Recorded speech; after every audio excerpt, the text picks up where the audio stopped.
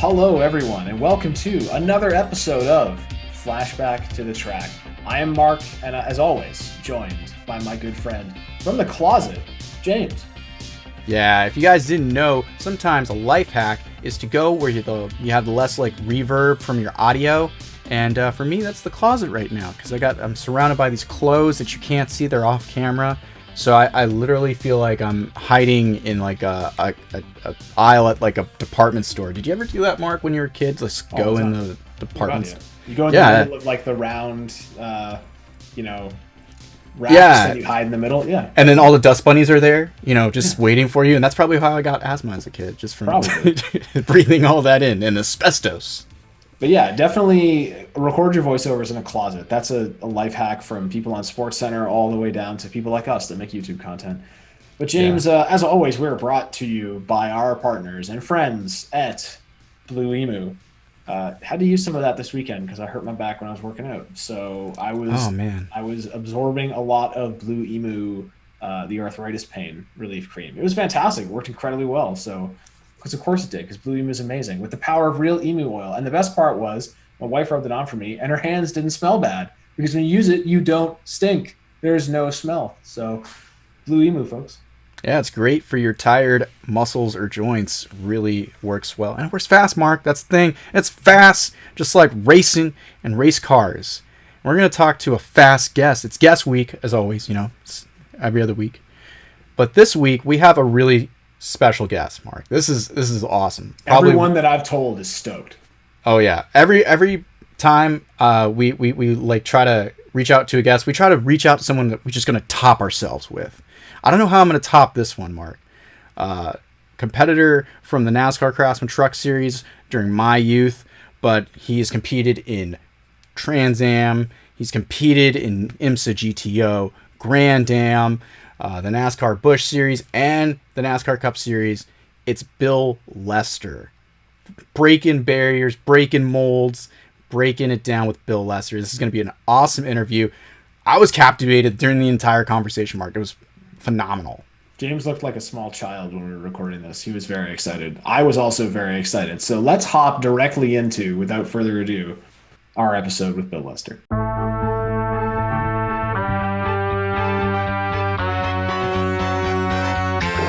Bill Lester.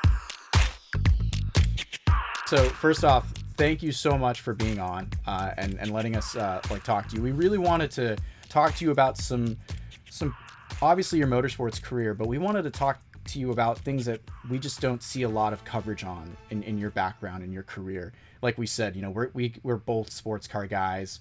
We're both NASCAR guys at heart, though. But we have a love for the industry and for sports cars, especially IMSA, being able to work in it and be in that background in the paddock, and it's amazing. But where I want to start with is basically graduating college. So you get out of college, you went to the University of California in Berkeley, graduated in 1984, and 1 year later, you got your SCCA license and you're running. But you're also you have a career. You're stapling out this path at Hewlett Packard. How do you balance your first endeavors into racing in the SCCA while you're also trying to be a full-time career man? Yeah, it was definitely difficult. It was challenging. Trying to live two lives. I really wanted to be a race car driver. The engineering degree and the tech career was a means to an end. I didn't grow up racing. My parents didn't understand racing. I wasn't exposed to it except for the fact that my father took me to a race when I was just shy of 8 years old at Monterey at Laguna Seca. And that set the hook. And, I'm dating myself, but this was a Can-Am race back in, 68 or so, 68, 69. So, I'm seeing Jim Hall's Chaparral and Bruce McLaren and, all these Can-Am cars with monster 800, 900 horsepower engines and that sort of thing. And I was just mesmerized by that. But, my father, he took me to this race and that was it. It's like, well, if you want to be a race car driver, I hope you find a way to become one. There was no go-kart in the offing. There was, no opportunity to really see if I had the skills and the real desire to become a race car driver. I had to kind of find that out on my own. I'm effectively self-taught in terms of everything I've done. I've learned by just watching, observing, talking to people.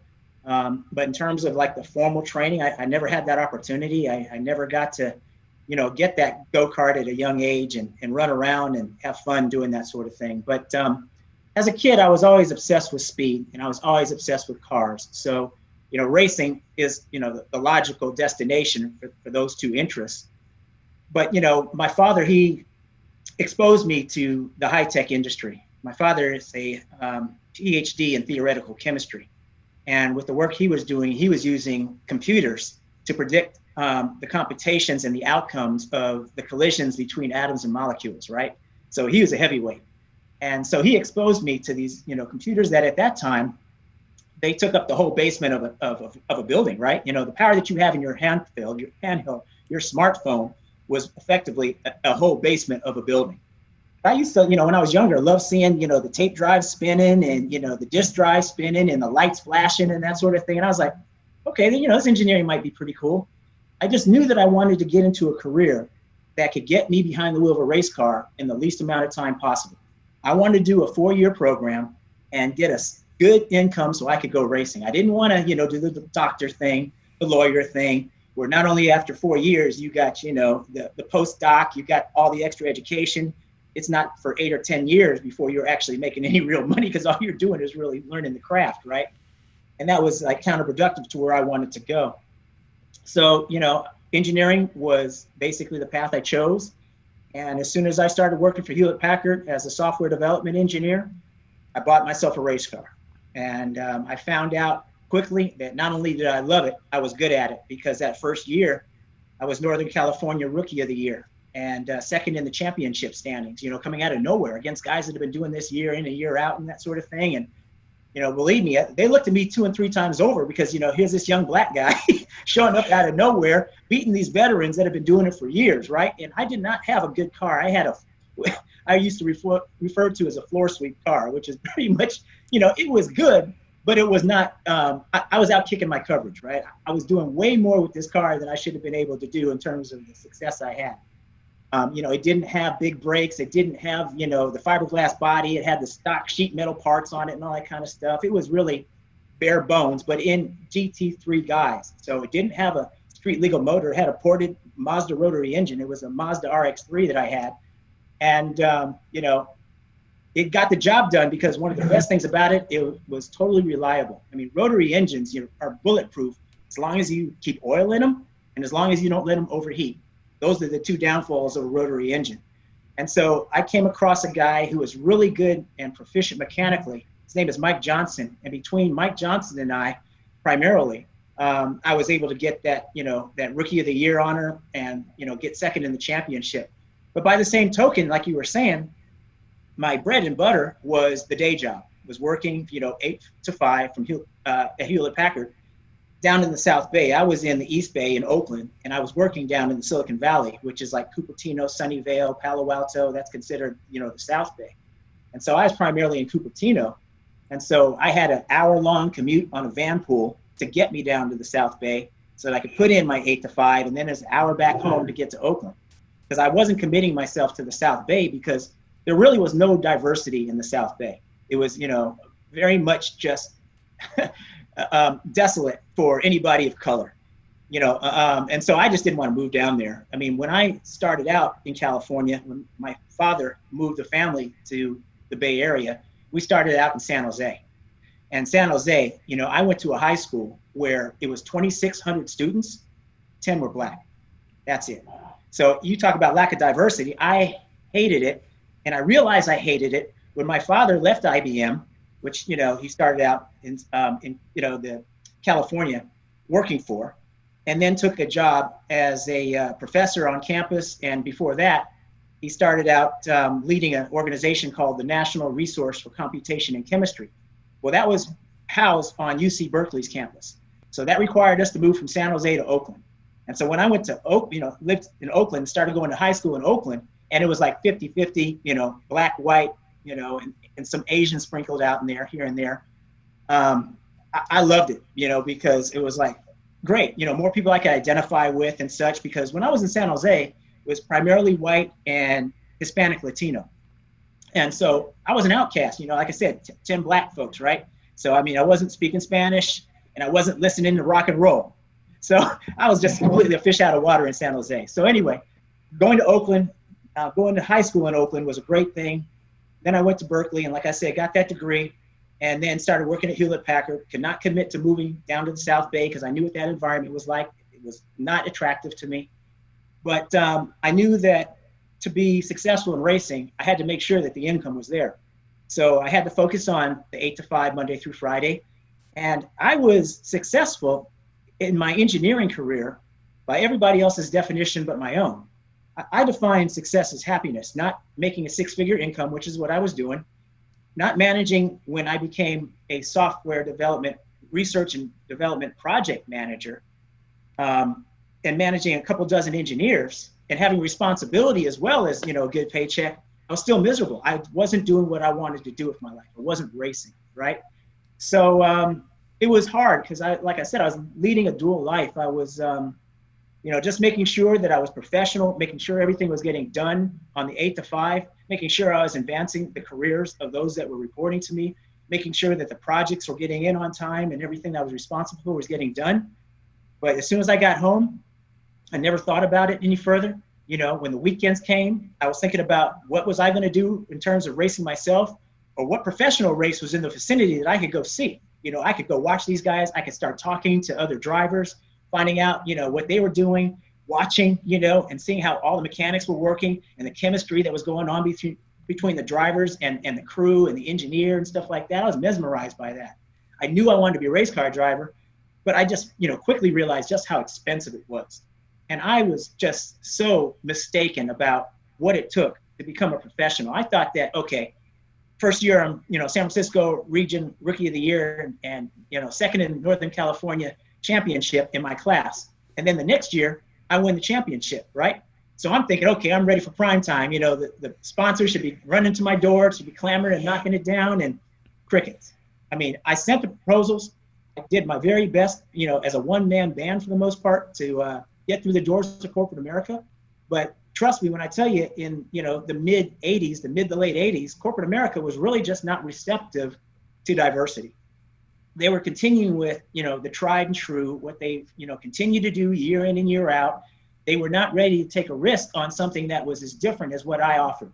So I saw how oftentimes I would send a proposal in and I would see that it would get some traction, some reception, and then they would speak to me. Some of these decision makers would speak to me on the phone, and I never really divulged the fact that I was black, right? And so they would hear how I sounded, and I think they continued to assume that I was white.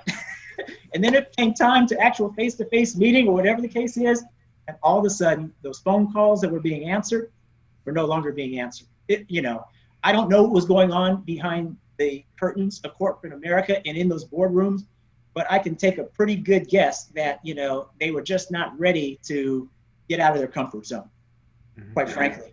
I think the feeling might have been that they were risk adverse, that if they took a chance on somebody that wasn't, mainstream or whatever, and it flopped or it didn't go well, then, their heads might roll, they might lose their job. Or I've also heard that, you don't appeal to our marketplace. I mean, what do you mean I don't appeal to your marketplace? I consume the same things that, all the rest of these folks do, products and services. I don't, live here in a vacuum. I'm mainstream. But anyway, let it suffice to say that I was very disappointed with the efforts that I had undertaken in terms of trying to get the sponsorship to turn professional. But again, I just knew that this is what I wanted to do with my life, which is to race cars, not to become a seasoned career professional in the tech industry. It just wasn't my calling. I mean, it's I was going to say that's just very interesting because I feel like so many people can relate to that, especially nowadays with aspirations of wanting to be a race car driver. But like you're saying, you have to find that balance to where you can find a good job that's a sustainable income to help us obviously support this. At the time, it's a hobby because you're trying to become that professional level of getting those sponsorship. I mean, was that budget allocation like something that you had to work on because you're also having to, pay for your home and all of these other expenses that are going on in your life as well as a young adult? Yeah, absolutely. That was one of the most difficult things is that, I was making good income, but, when you talk about going from amateur to professional, that's a quantum leap. I think my budget when I was racing an SEC amateur was maybe five to $10,000 a year. That sustained me in terms of the annual budget. But when you talk about professional, you're obviously talking six figures easily. Mid six figures. And so there's no way I was going to be making that kind of money. So I had to try to get corporate support. But my debut as a professional was in 1989 in an IMSA GTO race at Sears Point. Right, I jumped from a 240 or so horsepower GT3 class Mazda RX-3 with 13-inch tires and wheels, and basically a glorified, street car to a full-fledged tube-frame Trans Am / type IMSA car with 650, 700 horsepower, going from a synchro mesh box, which is what I had in the Mazda, where you got to use the clutch and everything, you got to match the synchros and all that kind of stuff, or you grind the gears, to a straight cut gearbox, like it was either a Hewlin or a Wiseman, I can't remember which one it was. And just a fire breathing dragon with 18-inch tires and wheels. You're going from 13 to 18, huge, Brembo brakes or APs. I don't know what it had on it. And just a car completely different than what I was used to. And so it was jumping into the deep end. It was a huge disparity between the two types of cars that I was used to and what I was about to make my debut in. Fortunately, I had the support of Willie T. Ribbs. I met Willie T. back when I first went through SCCA driving school in 1984. Just by happenstance, he happened to be there, and I don't even know what the reason he was there for, but he came up to me and he said, "Hey, I'm Willie T." And I'm like, "Oh, I know who you are," because he'd been kicking butt in Trans Am and all that kind of stuff. I mean, he was everything I wanted to be, right? And he said, "I've been watching you." He said, "You have what it takes to make it in the sport." I was like, wow, what a vote of confidence. And I said, "Hey, can I stay in touch with you?" And he's like, "Yeah, definitely." And he gave me his number. And, Willie T and I, were great friends back then. And I just basically was like learning at the feet of the master. He knew everything that was going on in terms of how to be a professional. He had been there, he had done that. And here I am, I'm a glorified engineer / project manager trying to become a race car driver. And so he kind of took me under his wing, and he showed me how you race an IMSA GTO car, or at least how to drive it, not how to race it, but at least how to drive it. Because here I am initially trying to shift this gearbox like it was a synchro mesh box. And all that did was cause the gears to grind and everything, because with this, a straight cut box, you're trying to shift as fast as you can, right? You're snatching gears, just boom, boom, as opposed to the amateur car I had, the Mazda, you got to take a pause, a breath, drop the clutch, pull it back easy, release the clutch, keep going, right? So it was a completely different experience. The acceleration, the braking, the handling in this car was so far removed from what I was used to. So he gave me a sense of what it is I was supposed to feel. And once, he did that, when the race came, I had a great experience. I out-qualified everybody but the factory cars that were in that race. When I mean factory cars, I'm talking about, this was during the Roush Cougar days, where it was Pete Halsmer and Wally Dallenbach, yep, and the IMSA GTO Audis of Hans Stuck and Hurley Haywood, and the Nissan 300 ZXs of Steve Millen and I think Jeremy Dale. And right behind them was me, the first of the privateers, amongst all these other IMSA GTO cars that were out there, right? So I was pretty proud of myself. I was like thinking, dang, I could do this, right? I got an independent car with some guys that I paid on the side to help maintain it. This was not the first string crew, but these guys were good. But it was guys that I could afford, right? I wasn't paying these guys top dollar like they should have been paid, but they believed in me. They saw what I could do, and they supported me. And sure enough, I was having a great race. I was running in the top 10 until about, I don't know, maybe a handful of laps before the end of the race. One of the suspension components failed and cut the inner of my wheel and caused a flat. And so I had to limp around into the pits. And by the time they got another tire and wheel on, they went my top 10. But, it told me unequivocally that, I had what it takes to race at the top level. So that was the beginning of my, professional racing career. But at the same time, it was one-offs that I was doing, right? Because after that IMSA race, I did a couple SCCA Trans Am races, one with Paul Gentilossi, and then the other with Tom Gloy. And then there was a huge, just quiet period because I could not afford to do this out of my own pocket. Because what I guess I failed to mention is that my IMSA GTO race, my SCCA Trans Am races were effectively self-funded. It was a friends and family deal, right? I had no real corporate support. These were the only corporate support I had was from a guy who was a friend of my father's who had a business, right? So he threw some change my way, and that was good. And it helped me because I was just taking all that I was saving and earning from Hewlett Packard and putting it into racing. I mean, I was just, hands down spending way too much money. The good thing is that since I was in the heart of high tech, I knew which companies were strong and doing good things, and I knew which products were coming out. I invested heavily in like Cisco systems way back in the mid to late 80s, and obviously HP, IBM at the time. There are some other companies I can't remember now that I invested in that I did really, really well. So I was fortunate enough to be in a position that I could self-fund myself. But I shot my wad after those Trans Am races, and I didn't start racing professionally again until '96. That's when I got into the SCCA World Challenge races that I did. And we read that early in your career, your goal was really thinking maybe going, kart or IndyCar, I guess it would have been at the time. And obviously, was it just the success you were having kind of racing in sports cars that really changed that goal for you? Or was that still something that was on your horizon in the mid 90s? You know what? It's interesting because I never thought I would go to NASCAR, never in a million years, because my earliest visions of NASCAR were on ABC's Wide World of Sports, right? Where they show the Southern 500, the Talladega 500, the Daytona 500. And I saw these guys running around in a circle, trying to stay off a concrete wall at 200 miles an hour with Confederate flags proudly waving in the breeze. And when these guys jumped out of their cars and they got their interviews and they started talking with that Southern drawl and everything, I was like, what first are they saying? And secondly, I don't see anybody who looks like me. And then third, it's an environment that is not conducive or friendly to me. With all these flags, Confederate flags, stars and bars, here I am. I'm growing up in Northern California, right? I'm as quote unquote Yankee as they come. And I see everybody out there in the deep South and I'm like, whoa, that's a different type of racing. The other thing about it was that I always thought racing was an extension of what you do on the street, right? When you drive a street car, you don't just turn left in fourth gear. You upshift, you downshift, you accelerate, you brake, you turn right and left.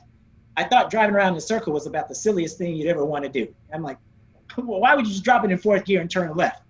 Little did I know, right? The other thing that was interesting was that when I was in my sports car career, one of the things that was an interesting telltale sign, I'll never forget this, when the late John Andretti left IndyCar with the Pennzoil car he had and went to NASCAR, we all thought he was crazy. We were like, wait a minute, why are you leaving the kart championship to go stock car racing, right? It was almost as crazy as when Lewis Hamilton left McLaren to go to Mercedes. Remember how crazy everybody thought that was, including myself? I was like, he must know something we don't know. And sure enough, he did, right? Look at what the success of Mercedes versus McLaren. But John Andretti was a catalyst for change. When I saw what he did, I mean, he was in that Jim Hall, Pennzoil IndyCar, and left to go to NASCAR. I was like, what is that about? But then lo and behold, I saw, and we all saw, the success of NASCAR explode as opposed to road racing and open wheel. But early on, absolutely. I thought my career was going to be an open wheel, going to the Indy 500 or sports cars, 24 hours of Le Mans, 24 hours of Daytona. I love those races, right? I never thought about NASCAR racing. But here's what took place. I told you I went back after 5 years of not racing. In between that time, I got married to my wife, Cheryl. Bless her heart, she was so supportive of everything I was trying to do in racing. Believe me, that was like a prerequisite for already being married. If she didn't support my racing, we would have never gotten married anyway. But she said, look, hon, you're not getting any younger, and you're not getting any easier to live with.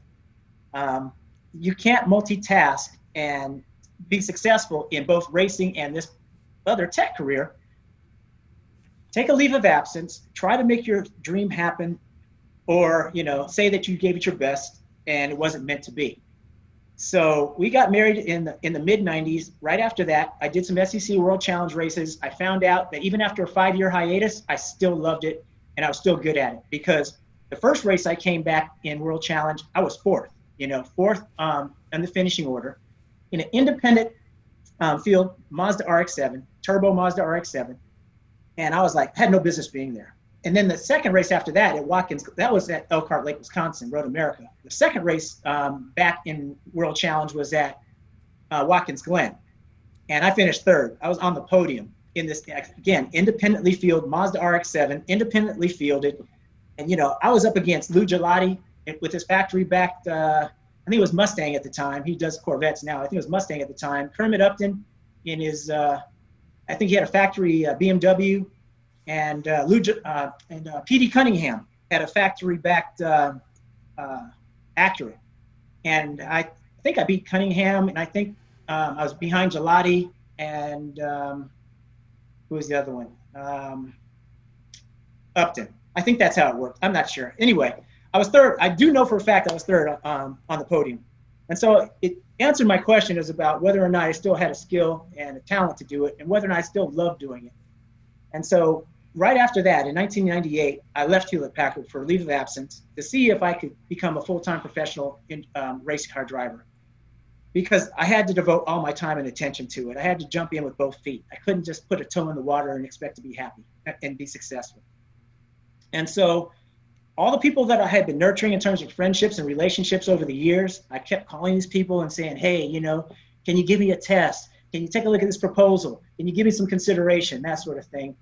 And what happened in 1998 was that CART, Championship Auto Racing Teams, saw that when Willie T got as much exposure as he did in the Indy 500, becoming the first black man to race in the Indy 500, I think in 1996 or so, CART said, we need to start, you know, taking advantage of all the exposure and interest he generated, create a program called the CART African American Driver Development Program, where we're going to do a nationwide search to see if there's anybody out there of color that is ready to race at the IndyCar level.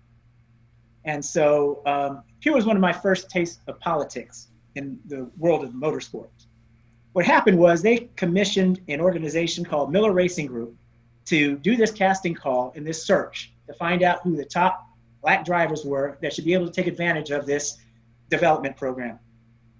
It winds up being a gong show whereby 3 of us are brought to the track. Now, what I failed to mention is that I did not come into this program under the auspices of Miller Racing Group. He brought in, or that organization brought in 2 drivers, and I came in under my own accord because I was not comfortable and was not going to commit to a contract with Miller Racing Group that I did not feel comfortable with.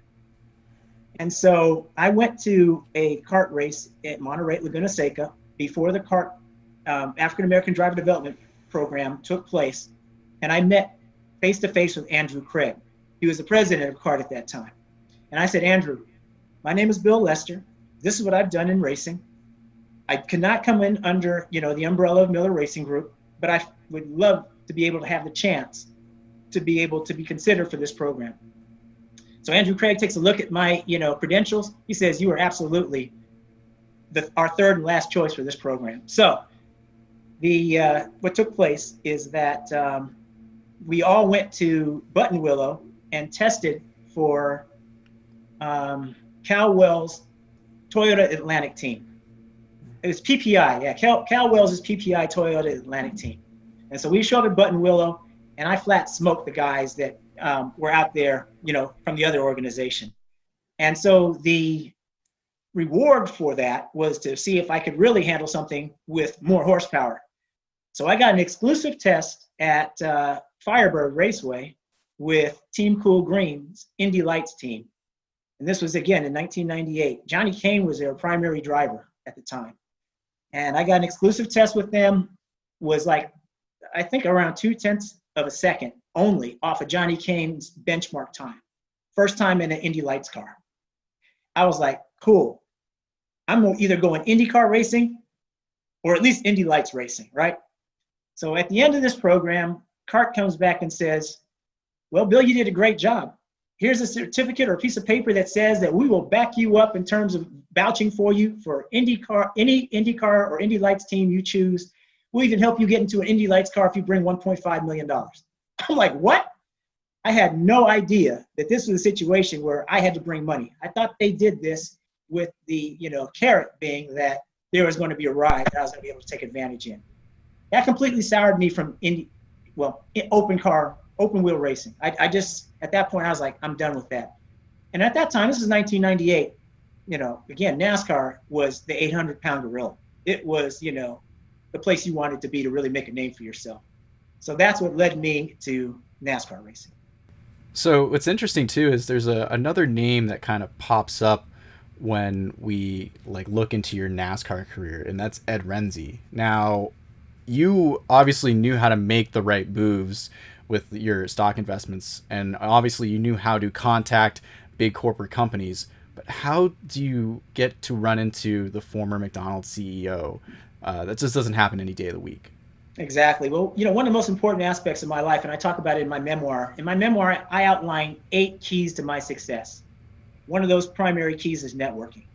I had the good fortune of meeting a guy named Anthony Martin, who runs a program called the Urban Youth Racing School in Philadelphia. And Anthony knew who I was and invited me out for what was at that time Michael Andretti Day in the inner city of Philadelphia, where Michael Andretti showed up in one of his open wheel cars and exposed inner city black youth to motorsports. Talked about his car, talked about being a professional race car driver. And Anthony invited me out just to be a part of it because he wanted me to also, since I was a race car driver, not at obviously Michael Andretti's level by any stretch of the imagination, but so he could expose these kids that were soaking up what Michael had to say and say, look, this guy over here, Bill Lester, he's a race car driver too. It wasn't my show, it was Michael Andretti's show, but the kids, immediately looked at me and was like, hey, somebody who looks like me, right? Michael Andretti doesn't look like these kids, but I look like these kids. And so the person who supported financially the Urban Youth Racing School at that time was Ed Renzi. Now, how Anthony and Ed caught up with each other, I don't know. But I can tell you that I took it upon myself once I was introduced to Ed to say, hey, Ed, it's great to meet you. It's great, your accomplishments and everything. And he goes, Bill, I hear you're a race car driver. And I said, yeah. And he said, well, have you ever raced a heavy car? And I'm like, what's a heavy car? He said, a stock car. And I'm like, no. He said, he goes, yeah, all you've raced are those little, light, sexy sports cars and stuff. And I'm, yeah, true, Ed, that's right. He goes, let me do some thinking now, and I'll get back to you. And sure enough, he contacted me a short while later, and he said, I want to test you in a stock car. And I was like, excellent. So what's going on in my mind is I'm thinking we're going to have a private test at some track where nobody's going to know about it. It's going to be him just seeing whether or not I can just turn left and stay off a concrete wall, right? Because I hadn't had any experience at that. I didn't grow up on dirt. I didn't grow up turning left. I grew up turning right and left on 3.5, 4, mile road courses, right? So he had to see if I could, walk the talk, right? So we show up in Anderson, Indiana, at a 1/4-mile high bank short track with a figure-8 infield.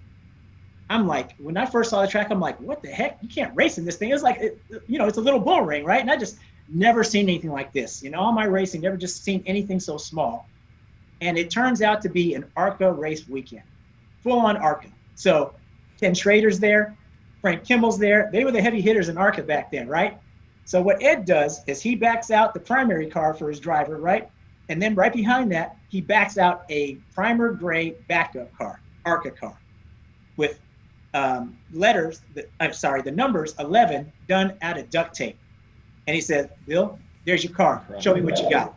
And so I'm like, what do you mean show you what you got? I mean, this is an ARCA race weekend. They're practicing, right? He goes, yeah, I've entered you in this practice. I'm like, what? That's what I'm thinking. I don't say that, right? I'm thinking to myself, what? That's how I feel on the inside. On the outside, I'm cool, right? I'm like, yeah, sure, no problem, right? I'm like going, they're biting my nails. Sure enough, had my time that I ran in practice been the time that I ran in qualifying, I would have qualified that car top 10 in the ARCA race. So, I mean, he was impressed beyond belief. The feedback that I gave the crew chief, everything that I told him the car was doing what I needed, that affected positive change and allowed me to go faster was spot on. And this is, my not knowing exactly what this car needed. I didn't tell him, take a round of wedge out or anything like that. I just told him it's too loose on entry, too tight on exit, that sort of thing. I can't turn it in a 40-acre field. I don't know what I said at the time, but whatever I communicated was impressive enough and obviously correct enough so that they knew that I knew what I was talking about and that I could affect positive change and make this car go faster. So that's how I met up with Ed. That's how I impressed Ed enough that he put me in my first NASCAR race, my debut Busch Series race, which is now Xfinity, in 1999 at Watkins Glen. All right, we'll jump back into the podcast in just a moment, but first, how about a quick word from our partners at Blue Emu? Now that word is pod. Now you might be thinking, pod, that's short for podcast, right? No, I'm talking about this pod. This pod is a pod of relief, because this is a Blue Emu recovery bath pod. All you need is a warm bath to unlock the maximum relief potentials in this little pod. So next time, if you're looking to draw up a nice warm bath to soothe your tired muscles and joints, try using a Blue Emu recovery bath. Now let's get back to the podcast. Yeah, we took a look at that race, and it was really interesting to see. It was cool that Marty Reed, the commentator, they called you out at the beginning of the race when they did the rundown and said, Bill Lester is starting in this race, and he's the first black driver to ever race in the NASCAR Busch Series at the time, which was a milestone for yourself, and the first black driver in NASCAR since 1985 when Willie T. Ribbs raced. So. You didn't get much coverage during the race, but you were up in the top 10 at one point, and you finished 21st. You had a little issue on track, but what was that first race like? Obviously, you had home field advantage. You're on a road course, so. Right, absolutely. No, it was a fairly mind-blowing experience, needless to say. I was absolutely on my way to a top 10 finish, but one of the, I think it was one of the Grubb brothers. I can't remember who went off track at the inner loop of the bus stop. And for me to avoid hitting him caused me to go off track. And that's how I dropped from a top 10 to 21st. Because by the time I got it all gathered up and everything, the whole field went by me. So, it was unbelievable. But the experience was quite overwhelming because I had never been in really an environment that was, the competition was so close and there were so many people there. It was. And I got so much attention because, like you said, the historical perspective about it. Everybody, first of all, nobody knew who I was because I came from nowhere, effectively out of thin air. It was kind of like one of those Days of Thunder deals, right? Where Tom Cruise comes in on his motorcycle after having driven Indy cars and he's going to go and test a stock car for the first time, right? They're all like, you're going to wreck this car. And all that. It's like, don't worry, I'm not going to embarrass you. I'll be okay. And sure enough, he's okay, right? But It's kind of like the same equivalent because everybody in NASCAR knows each other, right? They all grew up on dirt together. They all came up through late models and, K&N and whatever the case is. They just don't show up from a sports car road racing environment and go racing, right? So that was the situation there in terms of the historical perspective and the fact that I had no name recognition. But it was a very positive experience. I, worked really well with the team, and Ed was really pleased with how everything went. And I felt comfortable, obviously, because I was on a road course. But the car wasn't, intimidating or anything like that. I've been in an IMSA car, I've been in Trans Am cars. So, I knew what a big, heavy car felt like. And I'll tell you, if the car was really set up for the road course, I would have done a lot better. What they did when they brought that car out, it was Bobby Hillen's car, first off. Bobby Hillen was struggling financially. He had Clean Shower as a sponsor. And he had Mark McGuire as a partner. But he was still hurting. And what Ed Renzi offered was that he said, Bobby, if you put Bill in this car for this race at Watkins Glen, I'll help sponsor you for your next 2 races or something like that. And Bobby's like, absolutely, kept his doors open and all that kind of stuff. But the car was not set up to turn right. And as you know, at Watkins Glen, most of the turns are right. So first time I hit the brakes, the thing darn near, went off track to the left because it wants to dive off to the left. So we got it. So at least when you brake, it broke in a straight line. But again, all the components and everything were really not set up for it to be a real strong road race car. But, from my perspective, I drove around that, did really well in it. And, again, it set the hook in terms of, I want to go NASCAR racing. This is what I want to do. But again, it requires huge financial, investment. And Ed was only really able to help me so far because he had his own racing team, right? And, he wasn't able to basically support 2 teams with the sponsorship he had. So, but he gave me the taste of NASCAR. What that did was it got GM interested in me. And shortly thereafter, they gave me a test because they had a development program then. And I got to test Todd Bodine's Busch Series car, the Trop Arctic 66 car or whatever. We did that at Concord Motorsports Park, a little like tri-oval type bull ring, right?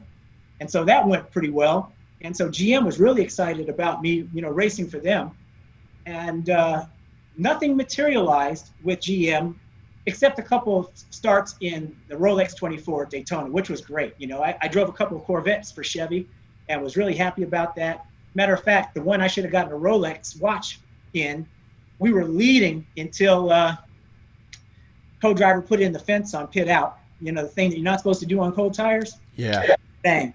But I mean, we had an AGT, American GT class Corvette, which was a rocket ship. This joker, remember in 2001 when the Earnhardts and the yellow factory Corvettes were the talk of that race? A model of it up there somewhere. Yeah. There you go. Yeah. We were blowing by that car in the straightaways. Now it stopped better and it cornered better than our car because we had like just a regular 2-frame car with a monster Arca motor in it. But we were going through the tri-oval at like 195 miles an hour, going past the factory, C5R. I think it was a C5R at the time. Yeah. And so it was right there you go. That's it. Yeah. That's the one. I should have had a Rolex. Anyway. All right. So moving right along, what happened is Dodge created a diversity program in 2001. And so this was my second opportunity to find out about how politics rears its head. What I mean by that is that they had a gong show where they had an audition where Bobby Hamilton was charged with finding the best talent, minority talent, to take advantage of a factory program where all the driver needed to do was bring his helmet. He didn't have to bring a checkbook, right? So I threw my name in the hat. I was offered the opportunity to come to Atlanta Motor Speedway, which is, at the time, I was not in the Southeast. I was still out in California and doing this, and got a chance to audition for this program. At the end of that test, Bobby Hamilton came over to me and he said, "Bill, tell me what your salary requirements are. You got the ride." I'm like, what? I was elated. I was over the moon. My ship had finally come in, right? I'm finally going to become a full-fledged professional race car driver. Well, about 2 or 3 weeks later, Bobby Hamilton calls me up. He said, "Bill, I got some bad news for you." I'm like, "What are you talking about, Bobby?" He said, "You're not going to get the ride after all." I'm like, "What do you mean? You told me it was my ride. I'm your choice. I'm the guy, right?" He said, "Yeah, but Dodge is paying the bills, and Dodge has the final say as to who their driver is going to be." And this isn't like widely known, but the fact is that Dodge did not believe that anybody could outrun Willie T. Ribbs because he was the man, right? Even up through 2000, early 2000, Willie T. was the man. And I didn't know that Willie T. was out auditioning too, because I raced on like I tested on Saturday, and he tested on Sunday, or he tested on Sunday and I tested on Saturday. We didn't see each other effectively. So I didn't even know he was one of the candidates that Dodge and Bobby Hamilton were looking at. But clearly he was, because politics ruled. Dodge said, "We want the biggest name to take advantage of this historic, momentous program." And it was a huge program because Dodge committed $3.5 million or so a year for this truck program, which was a full-fledged budget. And they didn't want somebody, they didn't know who Bill Lester was. They wanted Willie T, Trans Am, IMSA, IndyCar, you name it, he's done it. So Bobby had the difficult task of telling me and, bursting my bubble that I didn't get the ride. But to Bobby Hamilton's credit, he said, "Bill, Willie's going to get the first ride in 2001, but I want you to stay close to me." And I'm like, "Well, what do you mean stay close to you?" "I'm going to put you in a couple of truck races to groom you because I got a good feeling about you." And I don't know what it is he saw in me or whatever, because I didn't ask him. But he fielded me in a couple of truck races, not alongside Willie T. and his Bobby Hamilton racing program, but he fielded a truck through Wayne Day and 31W Insulation Racing. So it's a Bobby Hamilton truck, but it's entered and fielded by Wayne Day and 31W Insulation. And so I got, an opportunity to do 4 or 5 races in the truck series in 2001, at the same time that Willie had the full-fledged Factory 8 Dodge Ram. So what happens at the end of 2001 is that Dodge, and I think most specifically Bobby, was not happy with Willie's performance. And so they did the gong show again.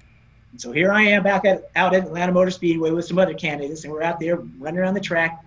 And at the end of that test day, Bobby said, "No kidding this time, no bull, it's your ride." And sure enough, I got to do the 2002 and 2003 seasons, the remainder of the 3-year program that Dodge committed to for the number 8, Ram truck in the truck series. So that's what got me my start in the truck series. And, Busch Series or Xfinity Series was my debut.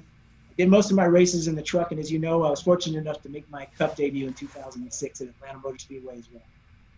Yeah, you've had such a diverse career because like you said, you've actually hit on every division in NASCAR. You've been able to drive and be competitive in all of them.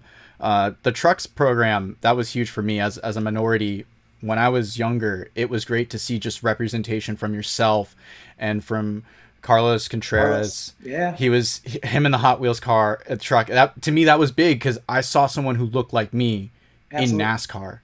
And that was big for me. And to hear about this program was big as well, just because I got to know who you were as a driver in my favorite division. And I see, like, your stats were your stats, but from 2002 to 2003, you made a great leap in improvement. Do you feel like you were not only just becoming a better driver, because you didn't have a sophomore slump, you had a really great sophomore season in the truck series, but do you also felt like you helped build a better team with that program just before it shut down? I think we definitely had some momentum we could continue to carry forward with. But, again, with no money, there's no ride, there's no program. Bobby wasn't fielding trucks out of his own pocket. And, it was just very different from a diversity standpoint, because what I think I was able to accomplish was really trying to build a chemistry and a camaraderie with the guys that Bobby Hamilton had. Because when I first came there, it was very different interacting with those guys at Bobby Hamilton Racing. They all talked, from like they were from the Deep South, which is what they were. And they, for the most part, were guys that grew up in racing, turning wrenches, not going to academia, not getting degrees like I did in engineering. And I'll always remember how, when I first came there, they said, "Stop talking in such big words." They're like, just keep it simple, right? Because I was using multi-syllabic words, and like I was still in a, project meeting, talking to other fellow project managers and stuff like that about, projects that we were working on, what have you. These are guys that were just keeping it basic. And, I'll never forget when I was on the radio during a test, and they were saying, "Hey, Bill, how's the truck?" And I said, "It's diabolical." And there was silence on the other end of the radio. And they were like, "Bring it in." So I brought the truck off the track, came down pit road. Crew chief dropped the window net, and he said, "You need to just tell me if it's loose or if it's tight or whatever, because I don't know what diabolical means." I was like, fair enough. So it was a big adjustment for me. Obviously, it was an adjustment for them because here they are, they're working for a black man, right? But it's a huge adjustment for me to be able to communicate effectively and not condescending or anything like that, but just effectively and build a chemistry between us, realizing hopefully them realizing I was just one of the guys, hopefully them realizing that, this is not the background I come from. I don't come from this sort of thing. I come from a very professional white collar background. This is a blue collar sport. And, I'm not trying to belittle you. This is just the way I've been educated. This is just the way that I worked for the last 15 years of my professional career. This is how I communicate. So it was a big adjustment for me just to try to make it so that they were comfortable with me, right? So that they could feel that they could, let their hair down, that sort of thing. Now, listen, there are some things they said that I had to check them real quick, I heard the N-word used and stuff, and they were using it like I didn't care. I was like, look, that's not gonna fly. We're not gonna continue to do that, right? So I had to check them on a few things, but for the most part, it was me trying to make them feel comfortable, but letting them know what their boundaries were, where the limits were going to be drawn. But at the end of the day, it was incumbent upon me to bring them around because they're the ones that are nut and bolting my truck. You know, my life is in their hands at 180 miles an hour going through the high banks at Daytona or Talladega, right? Something falls off, they decide to leave a few lug nuts loose, you know, I'm all of a sudden careening into the fence, right? So I want us to have a family camaraderie, you know, close-knit bond, that sort of thing. And I feel we established that. So, yeah, you know, I was saddened that that program came to an end. But you know what? Again, networking, that thing I talked to you guys about before, networking. I got the good fortune of sitting next to the president of Toyota USA at an awards program, Jim Press. And I knew that Toyota was kicking tires about coming into the truck series. And I knew who Jim Press was. And I introduced myself to him. I said, hey, Jim, I'm Bill Lester. I race in the truck series and understand you're coming into the truck series with Toyota. And I'd sure love to be considered for a possible spot in your program. And he's like, well, you know, I'm not the decision maker. You know, he's Toyota USA, not Toyota Motorsports. But he says, you know, I'll put you in touch with, you know, the folks that are running that program. And there are no promises. We'll see what happens. And sure enough, I got a call from Jim Ost, who was president of Toyota Motorsports and TRD. And Jim Ost is the one who opened the door for me with Bill Davis Racing. And so that's how I was able to start out with the inaugural year of Toyota in the truck series in 2004. Yeah, we really want to talk to you about Bill Davis Racing because we do a series called like Teams of Our Time where we look back on some really interesting teams. And that's one we really want to hit on is kind of a forgotten team owner is Bill Davis, someone who ran a very successful cup program, like maybe not by today's standards. I think he only won 4 or 5 races, but still very successful and an incredibly successful truck program for the few years that he ran it with Toyota. So just talk a bit about, you know, going to Bill Davis Racing and what he was like to work for as an owner those 3 years you were there. Yeah, no, it was unbelievable. The level of preparedness and I mean, just preparation, resources, people he had, parts and pieces. I mean, it was a whole step above what Bobby Hamilton had. You know, nothing against Bobby Hamilton. You know, he was doing it the way he did it, and it was successful. Bobby Hamilton had a very successful program, but Bill Davis was running a truck program at the level of a cup program. And what I mean by that is that he's got everything in triplicate, quadruple. I mean, he's just got resources upon resources, putting the right people in the right places. It was run clean, effective. It blew my mind. When I saw his shop compared to what I was used to, I was like, my jaw almost hit the ground. It was amazing just how big, the magnitude of it, how everything was new. You know, there was no taking a, you know, as what Bobby Hamilton would do was take a truck that was successful at Daytona, and they go through it, you know, take it down to bare metal, rebuild it and all that kind of stuff. But it was the same truck, right? It was the same chassis. Bill Davis didn't do any of that. There are really no duplicate trucks out there. Everything was like brand new. Now, of course, that was the inception of his program. So I guess that's to be expected. But everything was new. All new rear ends and drivetrains and engines from TRD. And I mean, it was just, you could eat off the floors. It was phenomenal what he had at his disposal. Bill Davis himself, you know, I said it before, I'll say it again. I'd hate to play poker with that man because you never really know what he's thinking. You know, Bobby Hamilton was carefree and happy-go-lucky. I mean, everything was, you know, just let's have fun, you know, let's crack jokes. Bill Davis, I'd be afraid to try to crack a joke because I'm not sure if, one, he would get it, and even if he got it, two, he would laugh. Okay, so he was just very, very, you know, cut and dry. Cut and dry is probably the best way to describe him. And, you know, he rarely came to the truck shop. The truck shop was across the street from the cup shop. And he spent all of his time at the cup shop because that's where his offices were and stuff. But I would have expected occasionally he would come across the street and see what's going on in the truck shop. But he already had a general manager, you know, ensuring that everything was good with the trucks.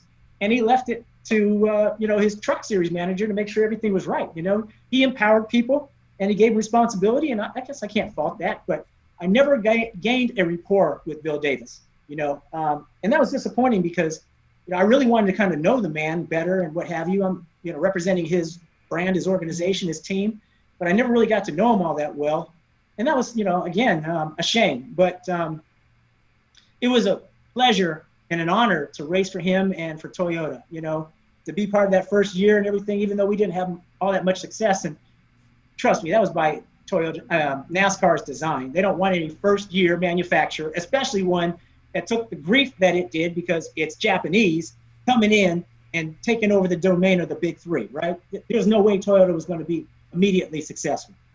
NASCAR did everything in their power to make sure that one hand was tied behind our backs. Okay, that's to be expected, right? And as you know, Toyota wound up being very successful because, okay, they paid their dues, right? But they weren't going to come in here and run off Chevy and Ford and, and Dodge. So yeah, it was good. The program got stronger and stronger as Johnny Benson came on and Mike Skinner. So it was tough. It was the truck series back then was a real dog-eat-dog series. I think it's lost a lot of its luster because, quite frankly, I believe that the truck series is kind of, kids that come from the Lucky Trust Fund. That's just really what it comes down to. These kids just come from wealth and opportunity. Probably never even turned a wrench themselves. Don't even probably know what it's like. Some do, of course, but I'm saying by and large, when the guy from like Zaxby's Chicken came on and he was wrecking week after week, just tearing up everything, and there was another truck waiting for him, I was just like, it's making me sick.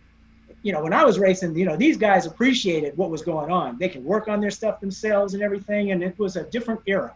They could tell the crew chief and stuff exactly what they wanted in the truck to make it go faster. These guys, again, they don't know. They just like, okay, just fix it for me, and they don't have to even tell the crew chief to do it. They're talking to the engineers because everything's simulated, right?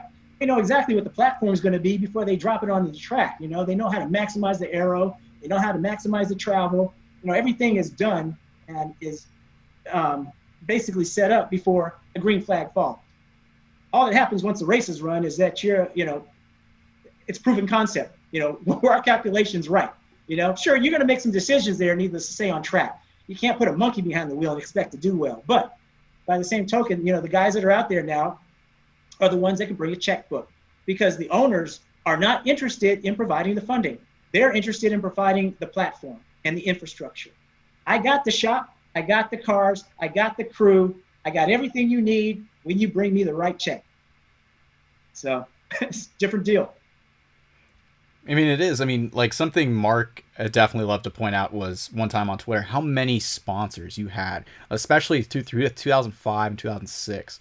And there were great looking sponsors. You had Crown Royal, Office Depot, Checkers, Waste Management, we can go on and on. But to me, what was frustrating to see as a fan was these were only one race sponsors. I'm like, why can't a company get behind this guy and sponsor him for more than just a couple of races? Was that just another political game that you also had to face because of just exposure of like where the Cup Series was versus the Truck Series at the time? Yeah, so that was a deal where, Dodge had, NASCAR was really trying to move the diversity program forward. And I say that with hesitation because NASCAR put a toe in the water, but they didn't jump in with both feet. NASCAR could have really done some things differently if they really wanted to be ultimately successful. I'll tell you, Brad Doherty and I have had endless conversations about things that NASCAR should have done differently. But they were willing to put a check mark in the box, but they weren't really willing to make significant change. And my multicolored trucks were as a result of the fact that NASCAR peeled off a certain amount of sponsorship that a official XYZ of NASCAR would put forth in terms of their spend, right? So a little bit of it would be peeled off to go on to Bill Lester's truck or whatever this other, diversity initiative is or whatever. So that, this official X of NASCAR, I had that truck sponsorship, that race. So that's why, like you were saying, I couldn't keep my truck straight. I didn't know who was going to be on the truck. And there were often times where the truck was plain white with the number 22 on the side because there was nobody that NASCAR could influence to get on the truck that week. But yeah, I loved my Crown Royal truck. That was a great little product sponsorship that I had. So I was really proud of that. And, Waste Management, I'll forever be in their debt because they're the ones that allowed me to get to the top level of the sport.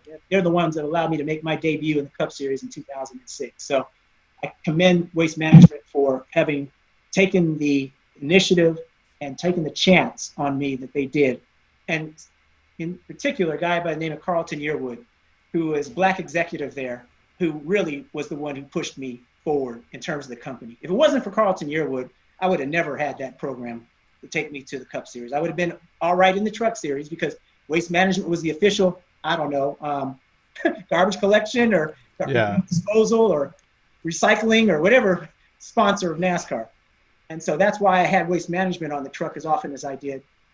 But you're right, I had Levi Strauss on the truck at one point. I'm like, I didn't get any jeans. So, it was the cheap bare bone sponsorship. I didn't have a Levi Strauss fire suit, man. That was again the bare minimum, entry level sponsorship. But still, it gave my truck some character. That was a good thing. But by the same token, it also gave folks the impression that I had plenty of sponsors. I was knee deep in sponsorship. No, that was only that enough so that the truck didn't go out plain white. So it was a deception because the money that went forth was peanuts. But again, it made it so that when the fans saw it, it didn't look like there were a bunch of trucks that were running around there unsponsored. It looked like a professional show with sponsorship. So near the end of your truck career, you do the Billy Blue thing in 2007. Obviously, there's not enough sponsorship there. Doesn't work out, so you leave the team, and then you go back to GT racing. You go back to your roots. You go back to Grand Am. Well, you do some prototype stuff as well in the Daytona prototype. And the decision to go back to road racing, was it just because kind of the NASCAR thing is sort of dried up, or that it had run its course, or what was the main factor in that decision?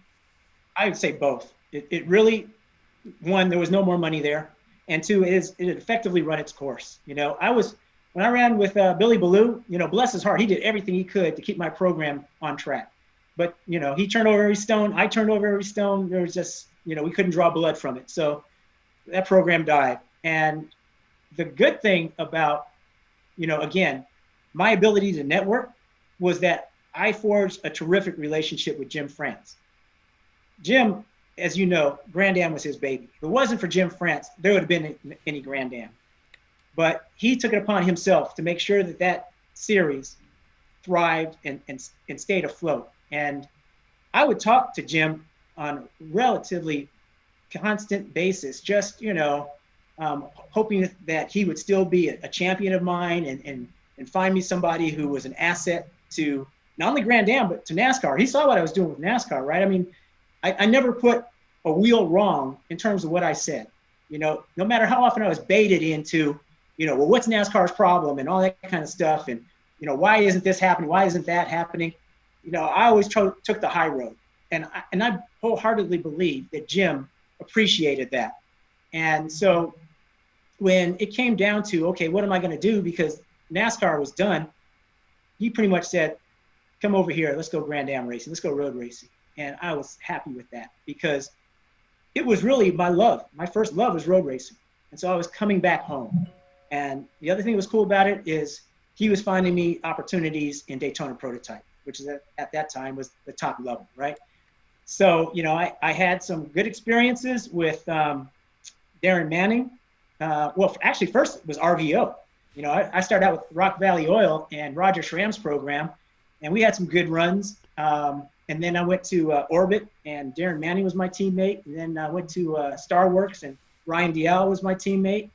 And then I went and had the most success when I backed down from DP into GT and ran with Autohaus and Jordan Taylor. I mean, the phenomenal Jordan Taylor. When I saw this kid, we first got together and tested, I was like, holy smoke. It let me know I'm old. Because I could not hold a candle to this kid, man. I mean, I was like, good God. I taught him everything he needed to learn off track, but he taught me a lot on track. Trust me when I tell you that. I mean, he just natural ability, Obviously, he started at a very young age, both he and Ricky.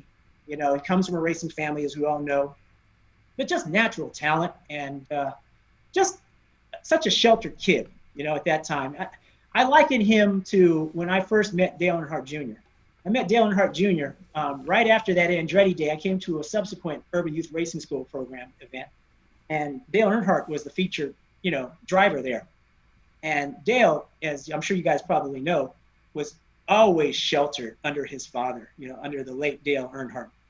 Dale Jr. always wanted to just get up late, play video games, not interact with people. He was just, didn't know how to, present himself. And so when he came to Philadelphia for this Urban Youth Racing School program, I can promise you he's never been around that many blacks in his life. And we rode in the limo together to, come into the event. And I was like, it was almost like pulling teeth to get him to speak. I mean, his answers were like short in one word, and he was real like timid, and I could barely hear what he was saying. And it's like, he laughs. He and I laugh about that to this day, about kind of like how quiet he was. And, to Dale Jr.'s credit, he's one of my blurb contributors. He actually gives me a nice blurb about, my memoir. So I'm indebted to him for that. But I met him long ago before he's grown into the man he's become. And, I think he's done a great job.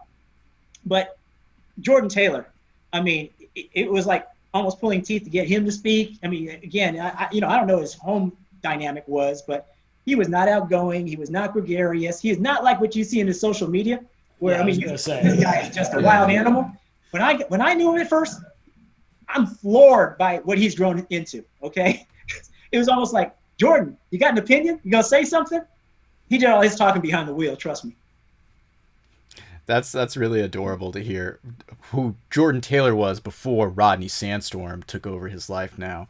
Kind of like a cultivating moment you mentioned when you ran that Camaro. You got your first victory in 2011, and that was at VIR.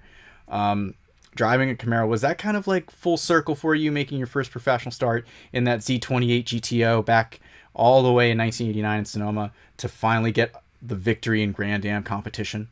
Yeah, I never thought about it that way, but you're kind of right in that respect. I just thought it was, such a long time in coming. I've been so close to victories, and that's why it's so rewarding when you finally get it, because everything has to fall your way. You could be running in the front. I've led laps at Daytona. I've led laps at lots of racetracks, but actually getting there to the checker flag first, I mean, it's just like you've got to be lucky as well as good, because there's so many things that are out of your control, right? So that when you finally get that brass ring, it's like no other feeling in the world. I remember when I got my first race win in SCCA racing, right? Way back in 85, when I won on Mother's Day in my little, GT3 Mazda RX-3, and got to take my mother around the track on the victory lap. And we were both crying like babies. I mean, because it was just so overwhelming to both of us that I was able to do something and be good at it that I wanted to be so good at, that everything came together, and that it was a proof of concept, and that, the dream could be a reality. And so to win so many years later, in 2011, it was almost surreal. I had to pinch myself. I literally pinched myself to make sure I wasn't dreaming, because I still almost couldn't believe that we finally won. I was so used to coming close without getting there that finally winning, it just didn't register, But one of the most fun things about that win is that after the race was over and we went to victory lane and it was time to spray the champagne, Jordan didn't know how to uncork a bottle of champagne. And we were dousing the heck out of him. And I finally said, man, this ain't right. Because he was just struggling with it. He just never knew how to pop a cork, right? So I undid it and popped the cork for him and handed it to him. He started shaking it up and spraying it. But, I mean, by that time, he was a wet rat. We soaked him. But it was so cool, because I was like thinking to myself, dang, this guy's so young, he can't drink. That's how young Jordan was. So he was below the drinking age. But, that was a time that was like, almost feels like yesterday, because it was one of the hardest drives that I ever had to do. It was raining buckets at the start of that race at VIR. I mean, it was a deluge. And cars in front of us were spinning off left and right. And, I managed to keep it on and, in contention. And then it was basically Andrew Davis, who was running the Brumos Porsche, who ultimately wound up beating Jordan and I for the championship, who was in front of me. And that Porsche rain light was so bright. My objective was just to stay on his tail. I don't care if he ran off a cliff, I was going off a cliff with him. But I just pinned myself to his back brake light and brought it in second to them, because they were leading, we were second. And I knew if I gave Jordan a car that was in contention, at that point in second place, he could do it. He could win this thing. And sure enough, he battled it out with Ollie Gavin, which was tremendous. I think that race was what put Jordan on the map as far as GM and Chevy were concerned. I think that with what I said first off, what Ollie Gavin saw and witnessed himself, and what I said in the media center afterwards, in terms of this is a guy you guys need to keep an eye on. He's going places. He is a phenomenal talent. That, right there, people started probably thinking, we need to watch this guy. And sure enough, I mean, his ascendancy has been astronomical. Everything that he's gotten, he deserves. He is the nicest guy and just a pure natural talent who just, works hard at it, but probably doesn't even need to, because he's got more raw talent than I've ever seen in my life in terms of sports car racing. So, no, and winning there at VIR was just really historic from my perspective, too, because it was the home of Wendell Scott, right? Right there near Danville. And I had visited the Scott family earlier in my Truck Series career and got to meet with, Wendell Jr. and Frank and Sybil and his former wife, Mary, and not former, but, wife, Mary. And so it meant a lot to me to win at VIR. It was historic from more perspectives than one. One perspective I've always loved from you, and this is a quote that I got when I was a young fan of yours, was, I'm just a race car driver who happens to be black. I'm not a black race car driver. And something that I look at more as I've dived into your career with Mark is that you were a driver who would never settle to just settle. You tried your hardest to make it to the top level. You didn't want to just sit alone on the sidelines. You didn't want to change career paths. You wanted to be a race car driver, and you achieved it. So for those who are trying and clawing their way at every level, what do you have to say to them so that they can reach their top moment, their level of success and fulfillment? Yeah, well, you know what? It's all a matter of how you define success. Again, I define success as happiness, but the key to my success was and is the belief I have in myself. If you don't believe in yourself, you're not going to get anywhere. But if you believe in yourself, you have to commit. You have to commit to believing in yourself. You have to do what's necessary and above what's necessary to get to where you need to go. If it's anything that's worth attaining, if it's breaking barriers like I did, if it's, a matter of coming to become a professional race car driver at 40 years of age, without having any background in racing. I've broken the mold. That would probably never happen again, to come to a sport where I effectively had no business being in and making it, Sure, I wasn't the most successful driver out there ever, but I consider myself successful because I was happy. I followed my dream. I didn't take no for an answer. I believed in myself. And, I did all the things to help me. I networked, I persevered, I persisted, all those sorts of things. I realized how fortunate I was, and it showed gratitude to those that helped me and supported me, that sort of thing. And there's all sorts of things that you can read in the memoir that, again, outline how I was able to achieve what I was able to achieve. But, to be a professional racer and finally going out at 50 years of age, that's that's a pretty good career. Even though it was a short career, it was a good career. And so, again, for anybody who's trying to get somewhere, you got to have wholehearted, no compromise belief in yourself so you can overcome those obstacles and those challenges, because trust me, there'll be many. And you mentioned the memoir. If you just want to go ahead and just give us all the information and plug the crap out of that, I'm sure there's lots of people who would love to pre-order it. Best place to buy it from, everything. Let us know.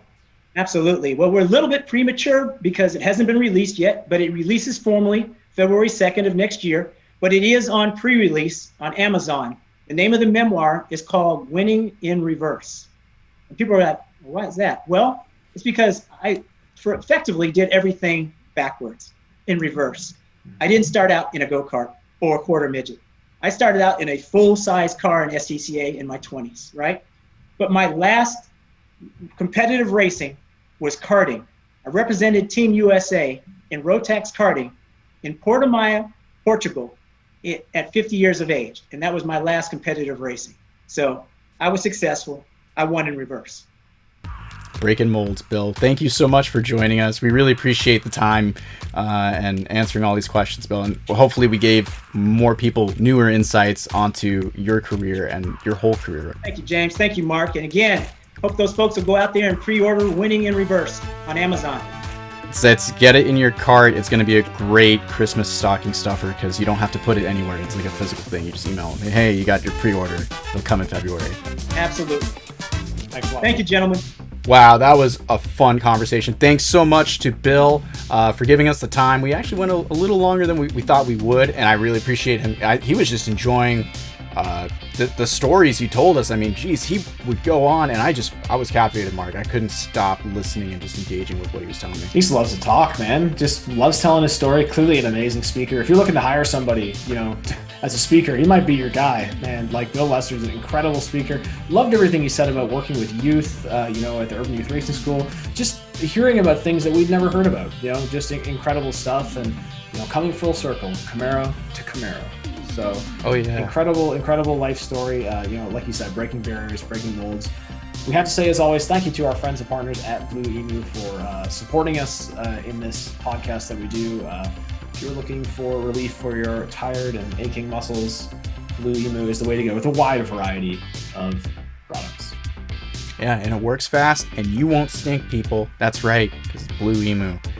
Mark, until next week, we're probably going to go back to reviewing a race, but it should be a fun one. We'll have something in store, but until then, everyone be safe, love each other, and as always, I'm James, that's Mark.